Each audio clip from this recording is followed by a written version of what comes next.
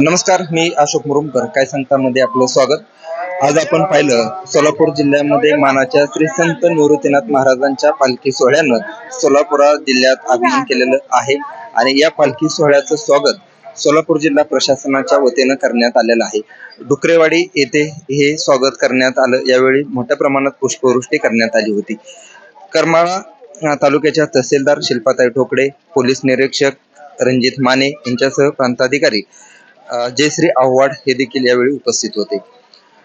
नगर जिल्ह्यातून या पालखीला भावपूर्ण असा निरोप देण्यात आला. यावेळी अहिल्यानगरचे जिल्हाधिकारी देखील उपस्थित होते. हा पालखी सोहळा पाऊल दर पाऊल करत आज मुक्कामासाठी रावगाव येथे विसावलेला आहे. IPS अधिकारी अंजना कृष्णा यांच्यासह नोडल अधिकारी गटविकास अधिकारी मनोज राऊत, करमाळा पंचायत समितीचे गटविकास अधिकारी डॉक्टर अमित कदम हे देखील उपस्थित होते. शेगुड येथे स्वागत झाल्यानंतर करमाळा तालुक्यात पालखीचं आगमन होताच वरुणराजेने देखील या पालखी सोहळ्याचं स्वागत केलं असल्याचं चित्र यावेळी दिसलं. हा पालखी सोहळा डुकरेवाडी येथून रावगाव येथे रिमझिम पावसात भिजत आला. वारकऱ्यांमध्ये पाऊस असताना देखील उत्साहाचं वातावरण दिसलं. करमाळा प्रशासनानं जंगी असं हे स्वागत केलं. यावर्षी या परिसरात भंडारा उधळण्यावर निर्बंध घालण्यात आले होते.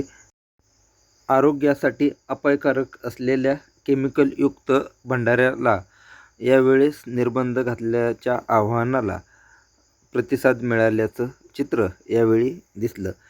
हा भंडारा न उधळल्यामुळे अनेक वारकऱ्यांनी देखील समाधान व्यक्त केलं.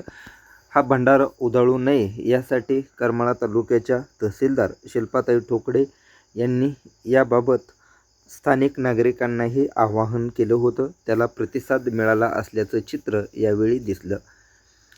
पालखी सोहळ्यावेळी शाळेतील विद्यार्थ्यांनी देखील लेझीम खेळत व वारकऱ्यांनी फुगडी खेळत ज्ञानोबा तुकारामच्या गजरात या पालखी सोहळ्याचं स्वागत केलं.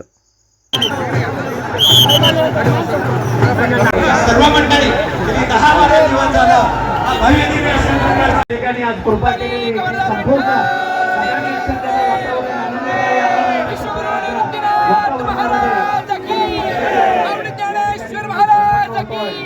संपूर्ण पालखी सोहळ्याचा कौतुक आणि प्रत्येक जण आपल्या मोबाईल बरोबर